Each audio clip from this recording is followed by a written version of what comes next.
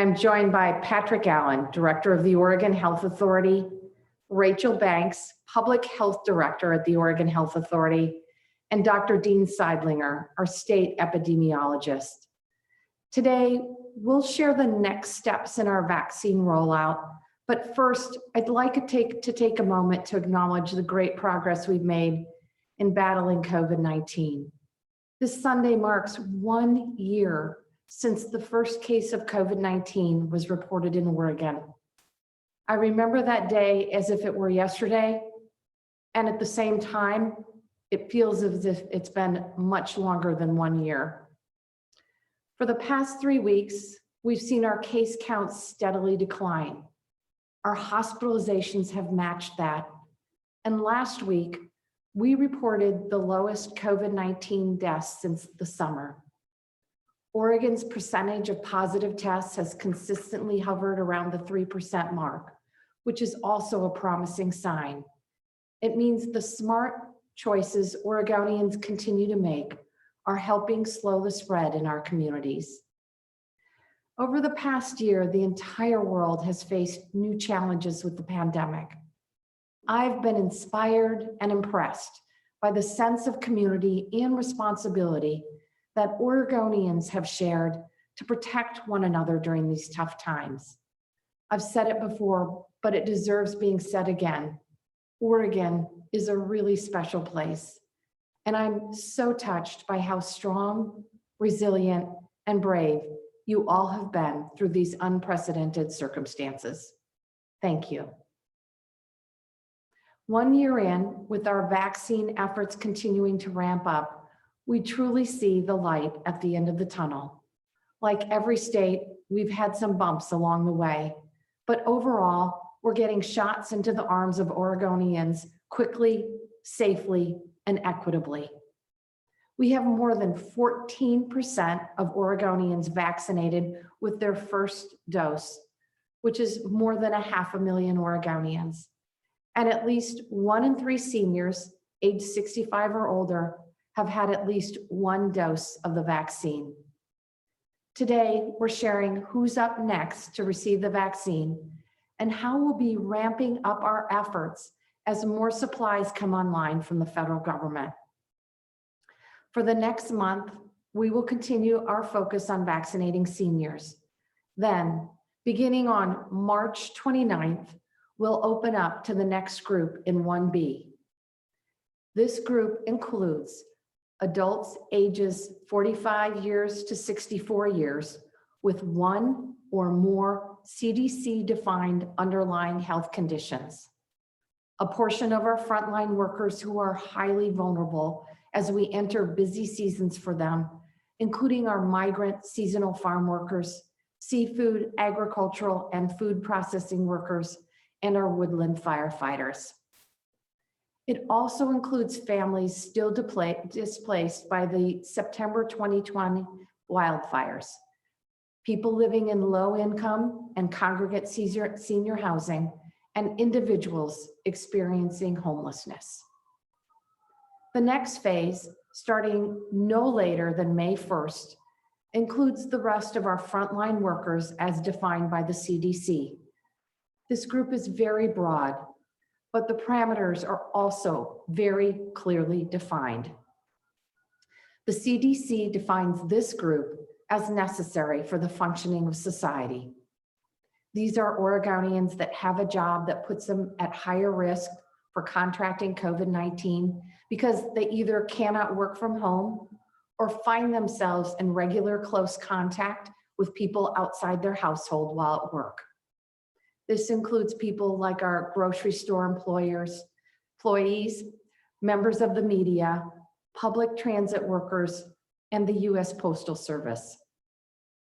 There are many more that fall into this category, and Director Allen can share more details. Also, starting no later than May 1st, will be adults age 16 to 45 with 1 or more CDC-defined underlying health conditions. And from there, we will open it up to the general public. No later than June 1st will be general population age 45 years and older, And no later than July 1st, all Oregonians age 16 and over will be eligible for the vaccine. Yes, you're hearing me correctly. Come summer, provided supplies from the federal government continue as planned, any Oregonian who wants the vaccine will be eligible to receive it. And while that gives us all a reason to breathe a sigh of relief, it should also serve as a reminder that the finish line is in sight and we cannot let up. New variants of this virus still threaten our communities. While infection rates continue to plummet both here in Oregon and across the country, we're not out of the woods just yet.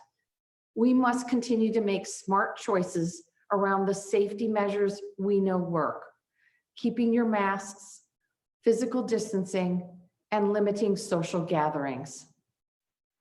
I also this morning would like to thank the Vaccine Advisory Committee for the work they did to help center equity through this process.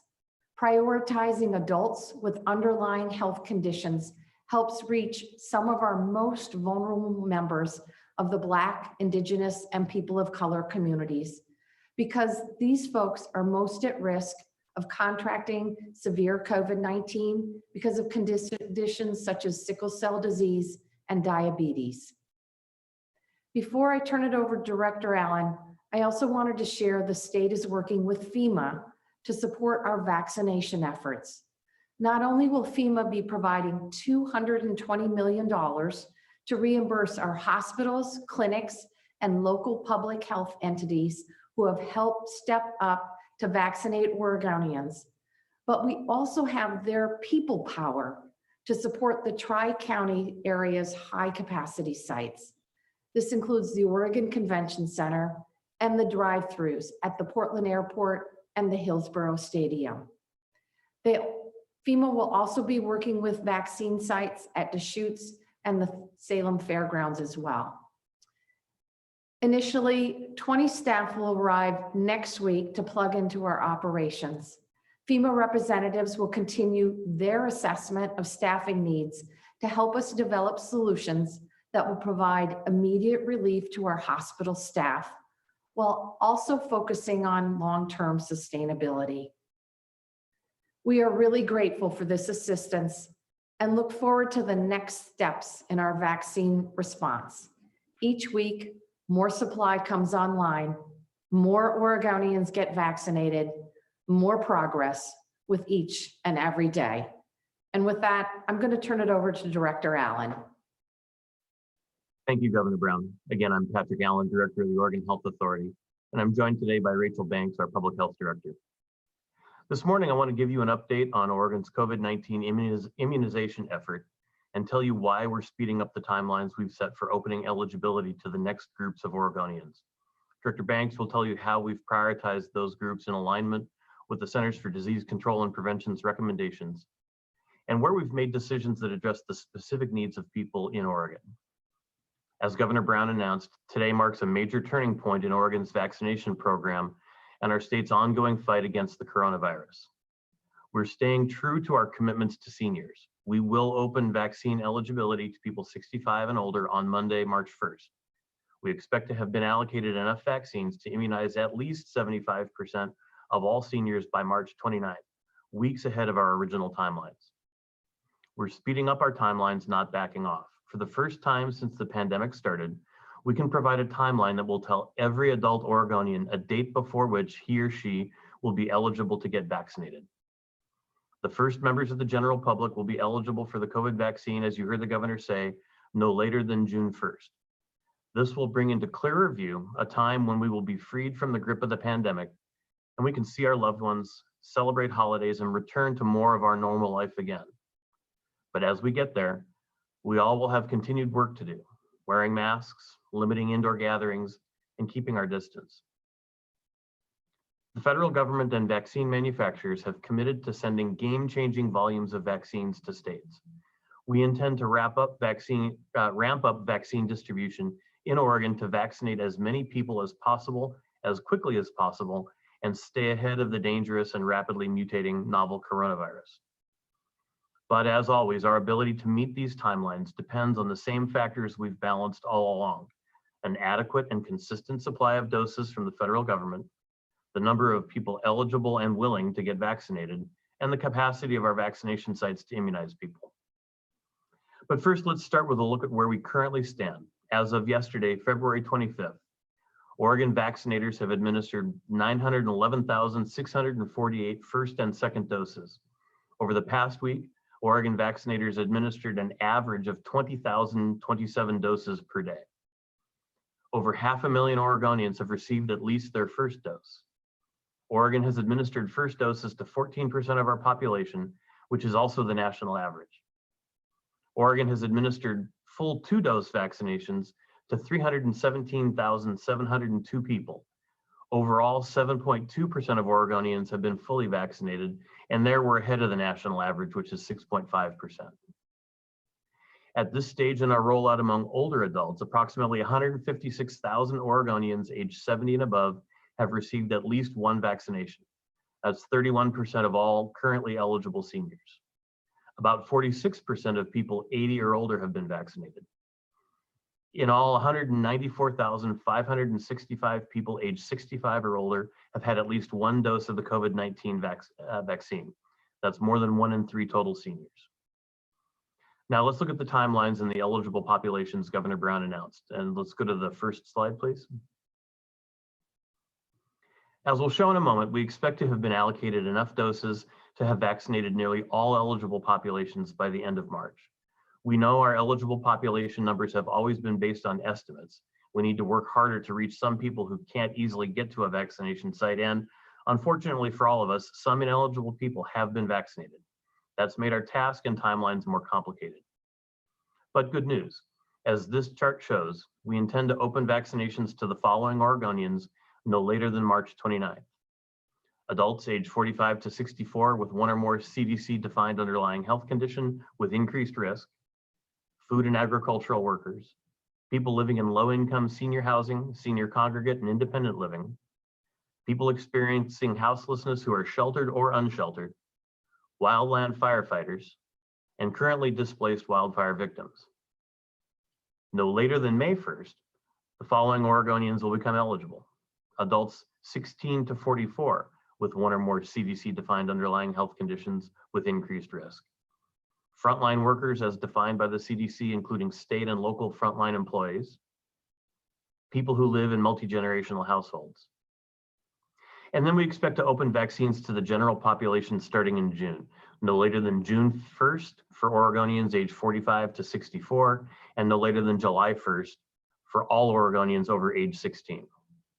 Director Banks will tell you more about how these populations were prioritized in light of the recommendations of the Vaccine Advisory Committee and in line with CDC guidance, and where and why we departed from the federal recommendations in specific cases responsive to Oregon. But first, let me show you our math that gives us confidence we can meet these timetables. Let's go to the second slide, please. As you can see from this slide, the amount of vaccines we've received is still far less than the number of people who are eligible. Oregon has already received more than 1 million cumulative doses, but that's far short of the 1.3 million people currently eligible to get vaccinated. And so for the next week or two, we'll still face shortages. For the next week or two, appointments will be hard to get, and for the next week or two, many seniors still won't get a vaccine right away, and many people will be frustrated and unhappy.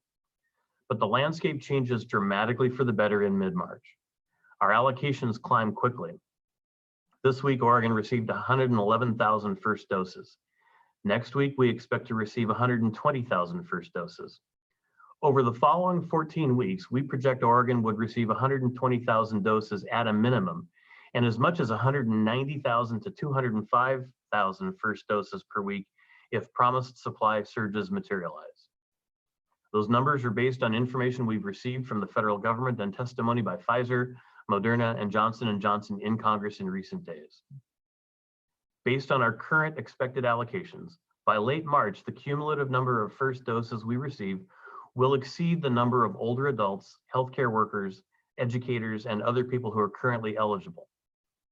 Based on current projections of federal supplies, we should receive 1.4 million cumulative doses the week of March 21st, more than the 1.3 million currently eligible, before we add new eligible populations. Now, I want to caveat these projections by saying, as always, these projections depend on vaccines actually materializing in Oregon from manufacturers and the federal government. By late March, we know some seniors and other eligible people still may not have been immunized. We know there are some people who've been vaccinated who weren't eligible. They've crowded out seniors and other vulnerable people. It's not fair or right, but we know it's happened. So let's turn to March 29th and beyond. How will we manage to meet the timelines to vaccinate everyone else, starting with vulnerable people with underlying health conditions? Now let's go to the third slide, please. This slide shows how our projected doses compare to the number of adult Oregonians if vaccine makers delivered the contracted supplies they told Congress they intended to begin to deliver to states starting in March. If Oregon's prime dose allocation increases to approximately 200,000 doses per week, Oregon would have enough first doses to vaccinate 7 in 10 adults by the end of April 2021, and all adults by the end of May 2021. Again, these projections depend entirely on our supply. The good news is that not only can we achieve the timelines the governor announced, we may be able to move them forward. But until we see these doses show up in the ordering system, we're going to continue to take a conservative approach. But what about capacity? Can Oregon's vaccination sites handle a doubling of vaccines? Let's go to the fourth slide, please. Recently, we surveyed our current vaccine providers to ask if they could handle more vaccines. Their answer, yes. As this slide shows, Oregon's vaccine sites can administer more than 3 times the amount of doses they're currently administering if they have more supply. In addition, as more vaccines become available, we can expand vaccine distribution points to more locations where many people are used to getting vaccinated, such as more retail pharmacy outlets, outpatient clinics, and other sites linked to hospitals and health systems. These sites will help loosen the bottlenecks people are currently experiencing as the crushing wave of demand swamps the limited sites we have available to offer restricted supplies of vaccine. Before the end of March, we'll not only see dramatic expansions in supply, but in the types of places where people can go to get vaccinated. Finally, I know scheduling an appointment at the Oregon Convention Center has been hard for many seniors and their families. We recognize the demand for doses is overwhelming our partners' scheduling systems. Next week, we're going to try something new. We're going to use the registrations from the Get Vaccinated Oregon tool, which can be found on covidvaccine.oregon.gov, as an invitation system.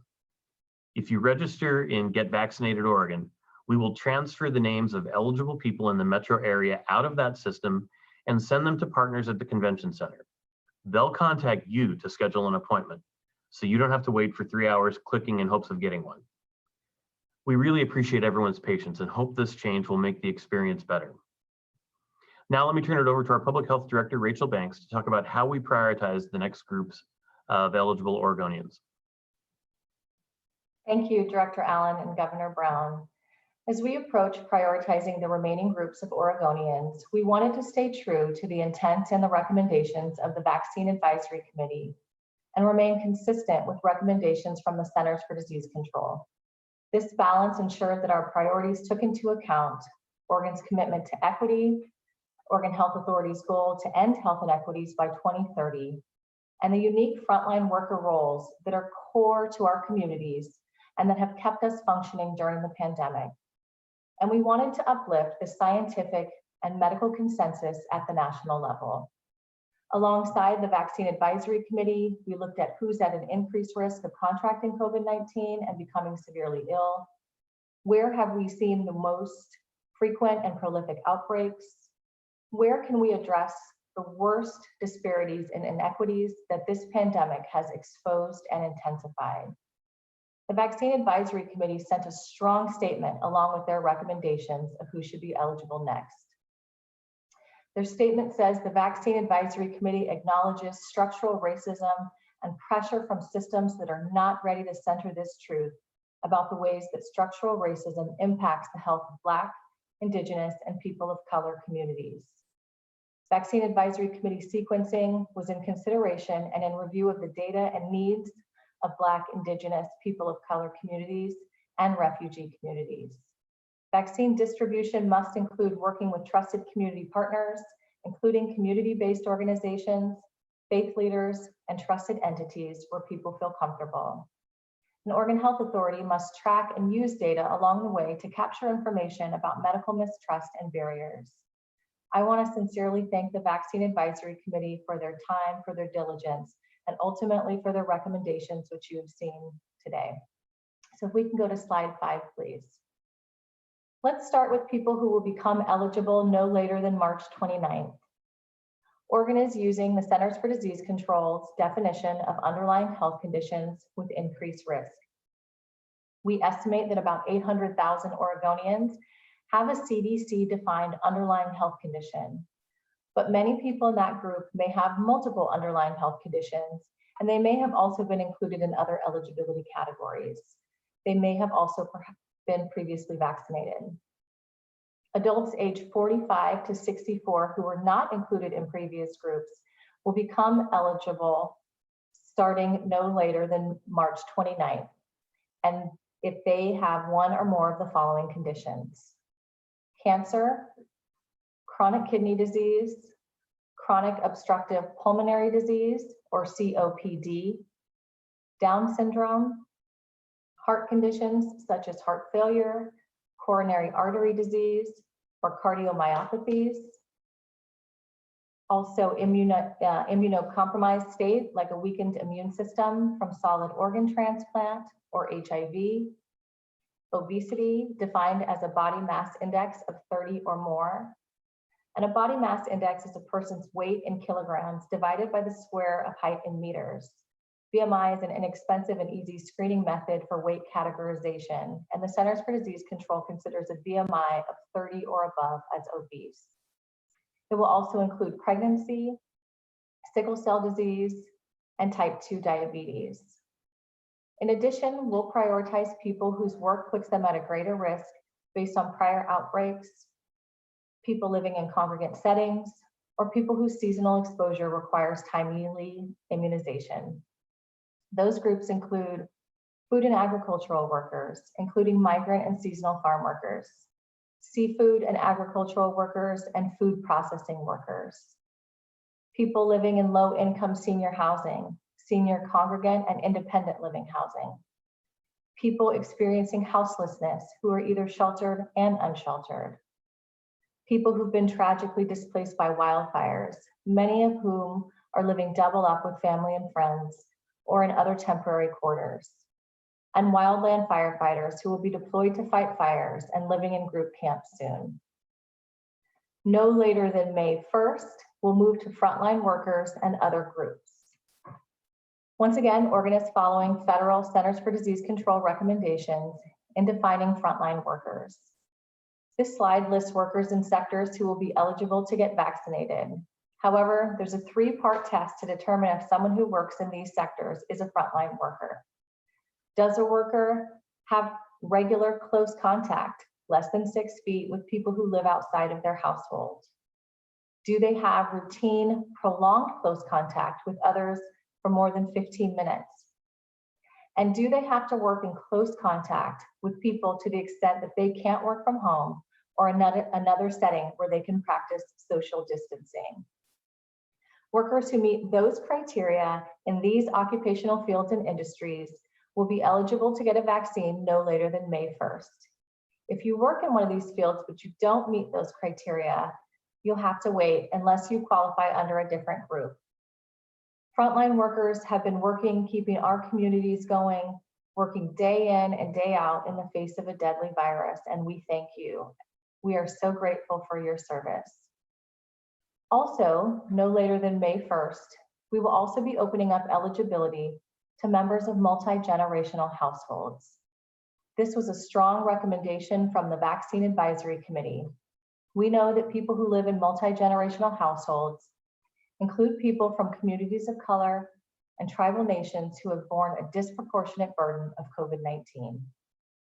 A multi-generational home can be rich in family connections, and we also know that the interaction and sharing that happens in a close-knit home can put people at risk for COVID-19, especially older people. This recommendation will help us address the current inequities in our vaccination rates and inequities in our infection rates. We will also open vaccination eligibility to people between 16 and 44 with underlying health conditions no later than May 1st.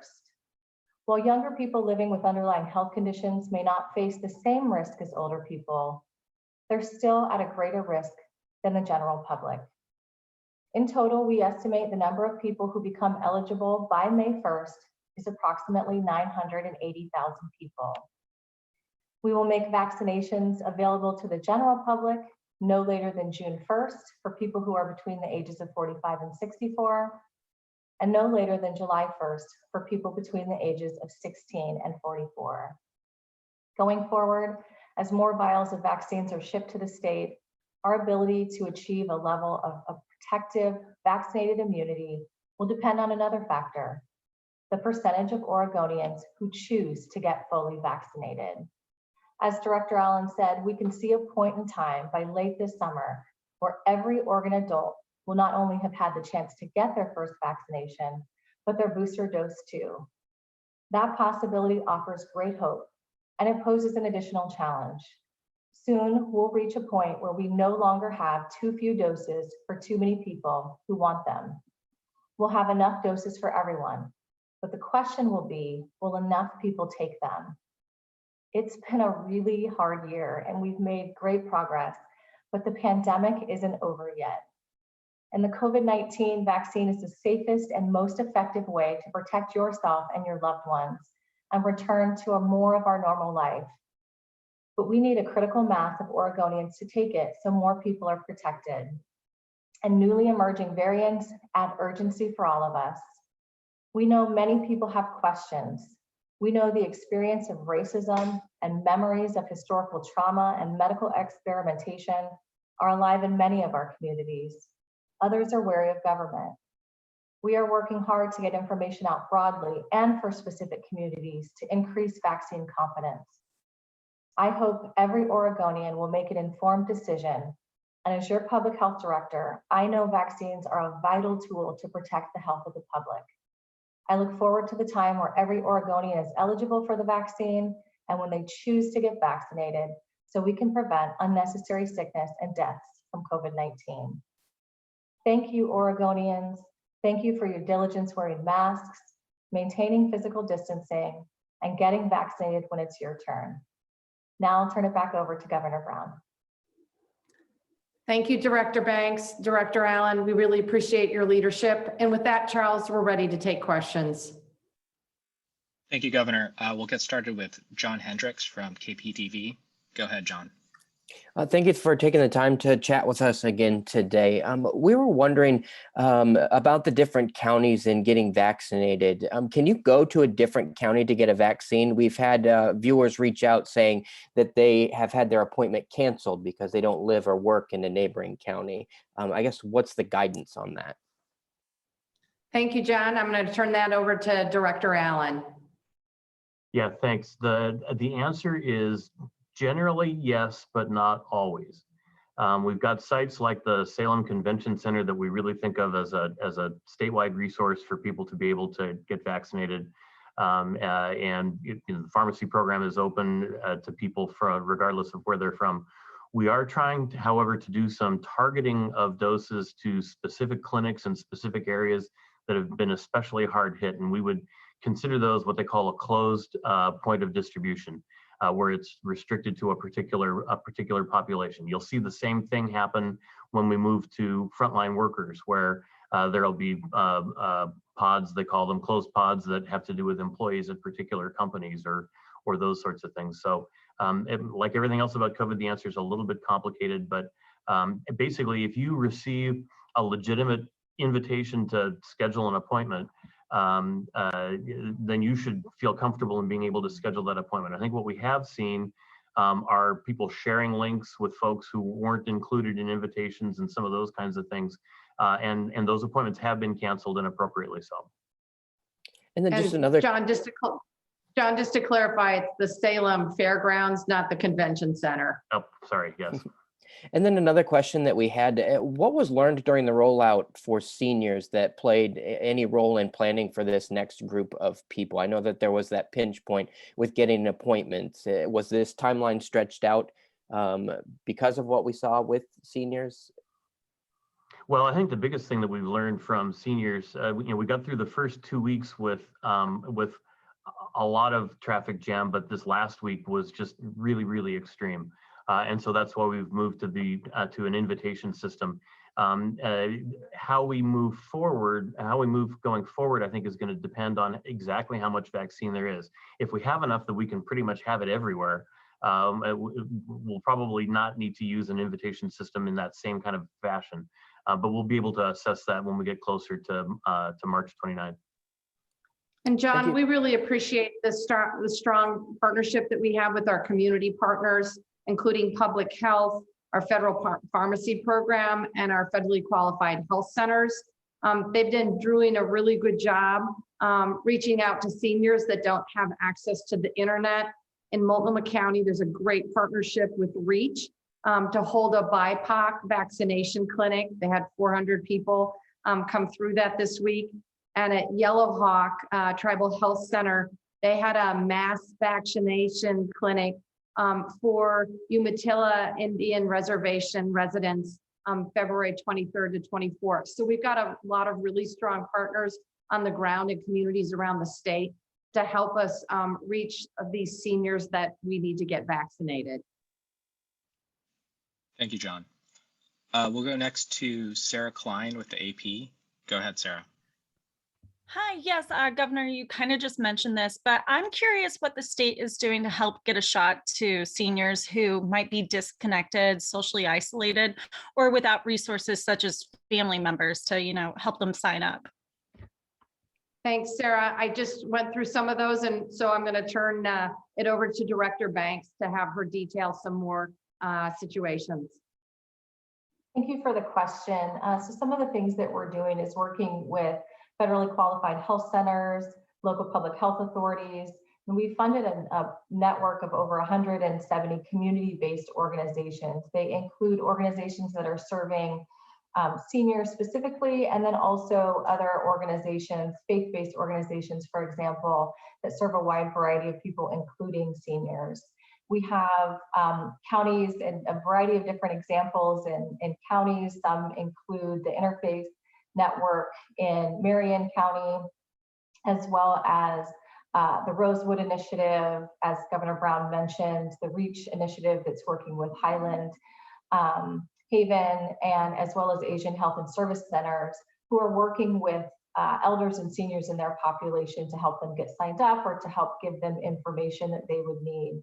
So those are some of the examples that we've seen thus far to work with and reach out to seniors, as well as we're working with AARP to do a mass mailing. And we continue to have options that are available by phone as well as online. And just a quick follow-up to that. Have you guys had many anecdotes or heard of many cases of seniors slipping through the cracks? Thank you. Director Banks, do you want to respond to that, please? Sure. I mean, we're particularly interested and aware that there may be those folks who fall in between the cracks, and we're particularly focused on those who often get left behind, those for a variety of reasons. They're homebound or they are from communities of color, and that's why we funded community-based organizations and are working with local public health authorities to come up with creative solutions, including providing transportation or other options for those who are not able to access our sites. Unfortunately, at this point, we know that there are people who still want to be vaccinated who are not able to be vaccinated, which is why, as Director Allen mentioned, we're trying additional methodologies to get folks in and to have more appointments available for folks.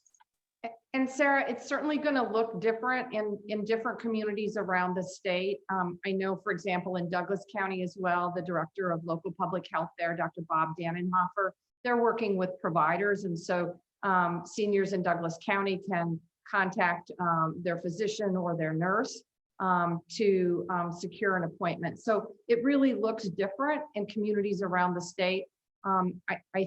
We could not be doing this without our incredibly strong partnerships with local public health, with our hospital and health systems, with our federally qualified health centers, and frankly, just wonderful community-based organizations that are not only working with us to get the word out, but literally helping us get seniors to the right place, or in some circumstances, getting a mobile van to where the seniors are. Thank you, Sarah. We'll go next to Genevieve Riom with K2. Go ahead, Genevieve. Hi, Governor Brown. Thanks for taking these questions today. And Pat Allen and Rachel, thanks. We appreciate your time. A few questions related to schools. The first one is there an update on the percentage of states students that are currently back in the classroom? I know last week it was 20%. Thank you. Yes, I had an opportunity this week to tour Calapooya Elementary School. It's part of the Salem-Keizer School District. The elementary school is located in West Salem. Had an opportunity to talk to a first grade teacher and the principal there. I will tell you that the students that they are talking to, and they've got some limited in-person instruction happening, the students are bouncing off the walls with excitement to come back to the classroom. In talking to the first grade teacher, Ms. Ames, she is also very excited, and obviously the principal is as well. So they're looking forward to welcoming more students to in-person instruction over the next week or so. At this point in time, we have 138,000, roughly 20% of all students participating in in-person instruction. We have over 635 schools with hybrid and more, and we have schools with limited in-person instruction or full instruction over 1,100. And we know several large school districts won't start hybrid learning until teachers have access to both shots, but the CDC says vaccine access should not be a condition for reopening schools. Nearly a year ago, you ordered schools to close. Why aren't you mandating they reopen? That's a really good question. I am working with communities around the state, with superintendents and with educators to make sure they feel comfortable with safety plans that they have in place. Right now, we have provided every single tool that I have, including, as you mentioned, vaccinations, testing capacity, resources. Congress provided additional resources to the schools. And under the leadership of Colt Gill at the Department of Education, Oregon has one of the most rigorous protocols for safe in-school learning, our Ready Schools Safe Learners Protocol. So we are working with districts to get more and more students back into the classroom. And I really appreciate the strong leadership of superintendents across the state in our districts, urban and rural, and everything in between. Director Allen, would you like to jump in? Sure. I think the Ready Schools Safe Learners guidance was developed with an eye toward how to reopen schools in the absence of vaccines. And so the fact that vaccines are now available and moving forward, I think adds to that level of safety. And we're seeing schools successfully open around the state. I think this becomes even easier as infection rates drop in many communities, because schools really are reflective of the amount of COVID that is in a community, and as it drops, the risk continues to go down as well. So we think we've really set the table for schools to be able to successfully reopen. And Governor Brown, And, Genevieve, if you have just one more follow-up, Genevieve, we've got a number of your colleagues as well. So, one quick follow-up. Thank you, Charles. Governor Brown, you mentioned that you're using every tool in your toolbox, but you could use an executive order to mandate that schools start again. Why won't you do that? Well, I appreciate the question. It's my expectation that for school districts around the state that meet the metrics, that we begin in-person instruction for elementary students. And I fully expect school districts around the state to continue move forward and provide in-classroom instruction. We know that our students do better with in-person instruction, and we know that students across the state, many of them are struggling with comprehensive distance learning. We talked earlier about the level of anxiety and depression, the challenges. We know a lot of kids thrive by getting 2 meals that they see in the classroom and being surrounded by a safe adult and a classroom where they can safely learn. So I'm doing everything I can to get our students back into the classroom. And it's my expectation as districts meet the guidelines that our children return safely to the classrooms. Thank you. Thank you, Genevieve. We'll go next to Lisa Balick with COIN. Go ahead, Lisa. Good morning. Governor Director Allen, with opening up the eligibility for 65 to 69-year-olds on Monday, why keep merging people onto the freeway that's at a standstill, especially when you tell us today that less than half of those age 80 have been vaccinated? Why not instead make a push to take care of them? So I think, Lisa, the challenge is that for many communities around the state, they've been able to get their seniors that are eligible now vaccinated. And we believe with the additional vaccines coming online, we feel comfortable that we can get the remaining senior population vaccinated at a level of roughly 75% by the end of March. Director Allen, do you want to provide more detail? Yeah, I think I would just say that what we've seen in the system is, especially in the Portland area, not so much a challenge with vaccine appointments because we're filling up every appointment with every dose that's available. Is the scheduling function that is the biggest challenge, and so that's why we're making the switch to a by invitation scheduling function, so people don't have to feel like they're trying to win the lottery to get onto a website and get scheduled. We think that'll help. That'll help a lot. And as the governor observes, we've got communities all around the rest of the state where that scheduling problem just isn't the barrier that it is in the metro area and a couple of other places. And so, if you go back to mid-March when the previous administration told us, good news, there's a bunch of doses coming, and so you should make your seniors all eligible. You should make your people with pre-existing conditions eligible. And we kind of took the bait and said that we were going to schedule seniors, and then 2 days later had to tell them, sorry, you're not actually going to be able to start getting vaccinated next week. It was important, I think, to provide them some dates, some time frames that they would become eligible and be able to schedule. And while we've got this scheduling challenge that we're working to fix, it just seems really difficult to go back yet again to those same seniors and say, and it turns out that date's not going to work either, and we'll get back to you. So I think by changing the scheduling system to invitation, we'll clear out the logjam, and then the increasing supplies will help us get through that population much quicker. So will those 80 plus be prioritized in that system? No, we'll continue making everyone who's eligible eligible. If we prioritize, we're effectively making people who are younger no longer eligible, and we're not going to do that. So we'll provide appointments to everybody who is in the 4 eligible bands. Thank you, Lisa. Our next question is from Gary Warner with EO Media. Go ahead, Gary. Good morning, Governor and Director Allen. From the letter that the Republicans who walked out yesterday, that one of the issues that they raised was confusion and anger over what exactly is going on with vaccination supplies in the East and central areas and the southern areas. I think that Director Allen and I have kind of touched on this, in that at one point you were taking supplies back when a county was done with the current authorized phase level. Is that going to continue to happen, or is it by broadening out these categories that's not going to be an issue anymore? So if a county gets ahead of your dates, are they going to stop seeing vaccines coming in?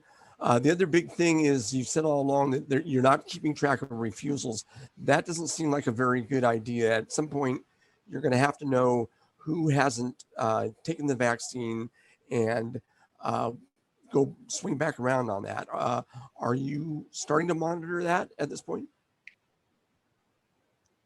Thanks, Gary. All I will say about what happened yesterday is that Oregon is facing a slew of unprecedented crises, from the winter storm we had, President's Day weekend, to the historic wildfires that we had over Labor Day 2020, to this pandemic, to a long overdue clarion call for racial justice. Just yesterday, I ended up meeting with elected officials from Douglas County, from Jackson County and Lincoln County to talk about wildfire recovery efforts. And all I will say is this, I expect elected officials, regardless of their party affiliation, to show up and do their work. Director Allen. Yeah, so a couple of things. First, just to be clear, if you go to our dashboard where we track the geography of what percentage of the population has been vaccinated, you would see that the upper quarter of counties include Hood River, Sherman, Wheeler County, Jefferson County, Deschutes County, Wallowa County. So I think we're doing a good job of making sure the vaccine is distributed not just to urban areas but around the state. I think as we get toward the end of March, like we did as we closed in on making seniors eligible, we'll need to see where things are in terms of how much vaccine has been distributed and where the population is getting vaccinated. You talked about it may not be a good idea not to track refusal rates. I think it's important to note it's not that we could be doing it and we're choosing not to. It's that it's extraordinarily difficult. There aren't really good ways to track who's deciding not to get a vaccine. Over time, we can see what that looks like as people do or don't get vaccinated. And if we get toward the end of the month and we start seeing that people in Malheur County are getting vaccinated at a super high rate and people in Washington County aren't, we may make some changes to how we allocate vaccines to respond to that. Final question, Pat, is the one I always have is, when will we be done with everybody? What's your projection for when everybody not only will be eligible, but could conceivably be vaccinated? Yeah, so I think it's funny, I haven't actually calculated the end date versus the start date, but given that we think we can get through the first part of the general population in about a month, I guess I would say that we could be looking at August or September as a point where everyone's at least got a first dose, and then I think it's a little bit time beyond that for second doses. Thank you. That's And good again, news. Gary, that depends on federal supply and allocation. The good news is, while we don't have enough vaccines right now for everyone that wants them, the good news is the allocations from the Biden-Harris administration continue to increase. So that's really good news. Thank you. Charles, back to you. Thank you, Governor. Thank you, Gary. We'll go next to Pat Duris with KGW. Go ahead, Pat. Thank you. So two-part question, if you don't mind. The first is on these names that will be sent to the scheduling site here in Portland. Just following up on Lisa's question, how will you decide which names are sent first? If there's only 5,000 or 7,000 doses available, will it be alphabetical or random, or is it first come, first serve? And then secondly, I know things are going well for many parts of the state, but in Portland, as you've said, it's clearly not. There were 400,000 attempts to schedule appointments yesterday. So why not call for a 2-week pause just for the Portland area to allow the vaccine to catch up and to allow our most vulnerable seniors, which is what this was designed for, allow them to get protected? Thank you. Thank you, Pat. I think the short answer to your question is we want to keep our commitments to seniors, and we're going to do that. I know it was really difficult this week. Our partners had technology issues, and the Oregon Health Authority has developed a new system that we hope will smooth out those very bumpy edges. Director Allen, do you want to talk about the selection process and the process moving forward? Yeah, we'll forward names selected at random. And we'll continue to forward names as we go forward based on more supply and more appointments being available. And Pat, I guess I think this by invitation scheduling change, I think will resolve the challenge that people were having, which was too many people trying to get too few appointments. The number of appointments will increase over the course of the month, and so we'll be able to make good our commitment to get people vaccinated. And we're going to have enough supply if things materialize the way it looks like they're going to take care of that population before we move on. Thank you, Pat. We'll go next to Amy Green with the Oregonian. Go ahead, Amy. Hi, I have two questions, but just wanted to be sure I understand first. Director Banks, can you tell me, are people with a BMI of 30 or higher, so just obese, are they considered to have an underlying condition and they'll begin vaccinations March 29th? Director Banks, you want to take that one? Happy to. Thanks for the question, Amy. So that is correct. So those with a BMI of 30 or above will be eligible as defined by the CDC for the obesity category. Okay, so not just severe obesity, but anybody who's obese will be able to begin March 29th. Correct. Obese with a BMI of 30 or above. Okay. That makes me think that the calculation is off on saying that there's 800,000 people with underlying conditions. Oregon's about 29% of people who have obesity. And I think that calculates out to about 1.2 million adults. Do you have a better figure on how many people are in that category of underlying conditions? Director Banks, Director Allen. Sure. I mean, what I'll say to that is the obesity category is highly overlapped with a variety of other categories, including underlying health conditions. Clearly, folks, those that are in the education field, those are in the healthcare workforce, those are in a variety of other categories. I do think there are challenges in being specific and precise with the underlying health conditions category because the way that we collect data, there are all sorts of overlaps, but we think that that's our best estimate at this time, and then taking into consideration that other categories will be including underlying health conditions, including obesity. Okay. And my second question, I'm hoping the governor can answer this because she's the one who ultimately makes the decision on vaccination eligibility. Can you explain the thought process? One, yesterday, I think the idea was it was just going to be people with severe obesity who were eligible March 29th, but it's been lowered to people with obesity. So can you explain the thought process behind that? Was it because indeed you decided to go with the CDC recommendation that people with obesity have underlying conditions and are at higher risk and should be vaccinated early? The second part of that question, can you also elaborate on why not include people who smoke? The CDC also says they have underlying conditions that put them at high risk of death or hospitalization, and that they should be included in early vaccination. So why not include smokers? Too controversial? Can you do it? Director Allen, do you want to take that one? Let me take the obesity part of that if I could, because it's basically our fault. If you look at the CDC materials on underlying conditions, they can be a little bit confusing. They bounce back and forth between guidance and then advice for people.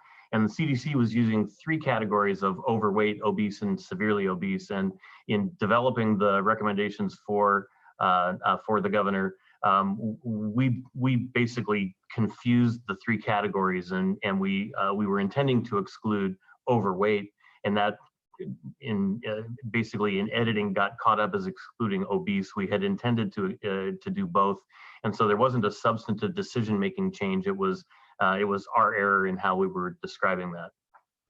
And I mean, in terms of the smoking versus not, we made a decision to include smoking connected illness as per the CDC guidelines, as opposed to specifically calling out smokers. Different states have done different things. In general, I will say that I relied heavily on the vaccine advisory as well as CDC guidelines in making these decisions, and really appreciate the work of the Vaccine Advisory Committee to center equity in this work. We also, of course, put our own Oregon lens on that. Two specific examples are migrant and seasonal farm workers These folks, harvest is just right around the corner, and we want to make sure that these hardworking community members have access to vaccinations. Another decision that I made, frankly, was including wildland firefighters. They are already starting to prepare for next year's fire season. Given the amount of snow and rain that we've had in the last few days, I'm certainly hoping that we will have a milder wildfire season this year, but regardless, they still have to train, and they are instrumental to firefighting efforts in states around the entire country. So we need them to be vaccinated and protected so they can protect us this year. Governor, I couldn't hear your complete answer to the smoker's question because there's some background noise. Do you not believe that smokers should be included just because they're smokers? It's controversial. Do you feel like it's a choice? Can you explain? We just made a decision. We just made a decision to stick to smoking related illnesses. I know different states have taken different approaches. That's the decision we made here in Oregon. Thank you, Thank you. Amy. We have time for just 2 more questions. So we're going to go quick to Ben Botkin with the Lund Report. Go ahead, Ben. Yes, I was hoping you could give us an update on just where things are at with efforts to vaccinate seniors and others in adult foster homes. I know that's been a challenge. Thank you. Thank you, Ben. Director Banks, do you want to pick up the question about vaccinations for seniors and adult foster care homes? I know that local public health has been a really important partner here. And I know, for example, in Multnomah County, they've had really proactive efforts to reach out to these seniors, including having a mobile van visit these homes directly. Director Banks? Yeah, thank you for that, Governor Brown.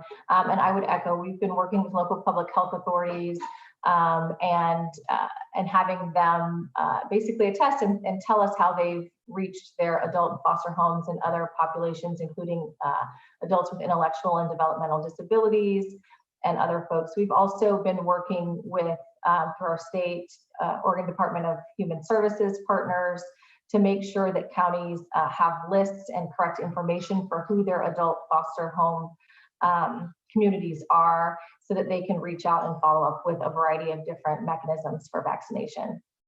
We have some numbers on that too that we reported to the legislature earlier this week. I don't remember them off the top, but we can get those for you.